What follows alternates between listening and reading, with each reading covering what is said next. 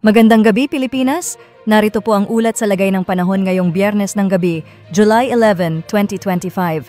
Ayon sa latest update ng PAGASA, patuloy pa rin ang pag-iral ng southwest monsoon or hanging habagat na siyang nagpapaulan sa malaking bahagi ng bansa.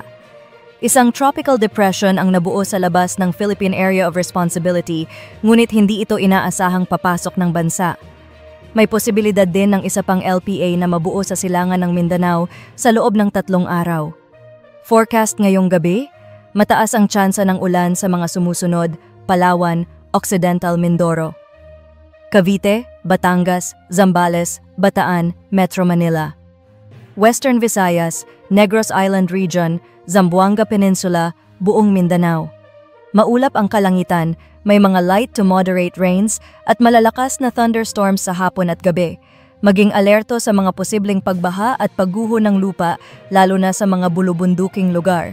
At sa Tropical Cyclone Update, nabuo na bilang Tropical Depression ang dating LPA sa labas ng PAR. Huling namataan sa layong 1,920 kilometers northeast of Batanes, patungo sa North Pacific Ocean, south of Japan. Walang direktang epekto sa bansa.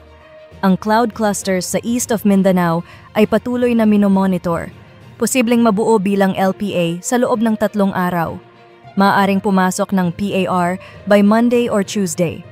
Posibleng magpalakas ng habagat at magdulot ng ulan sa Luzon, Visayas at Mindanao. At sa lagay ng karagatan, walang gill warning sa ngayon. Pinakamataas na alon sa western seaboard ng Palawan hanggang 3 meters. Sa Western Luzon and extreme Northern Luzon, 1.5 to 2.5 meters. Eastern seaboards ng Visayas at Mindanao, 0.5 to 2 meters lalo na kapag may thunderstorm. Delikado pa rin para sa maliliit na bangkang pandagat, maging maingat sa paglalayag. Habang papalapit ang weekend, maging alerto sa mga biglaang pag-ulan at epekto ng habagat. Para sa forecast na tumpak, malinaw at maaasahan, i-like at i-follow kami sa Facebook, mag-subscribe sa aming YouTube channel at i-click ang notification bell para laging updated sa lagay ng panahon.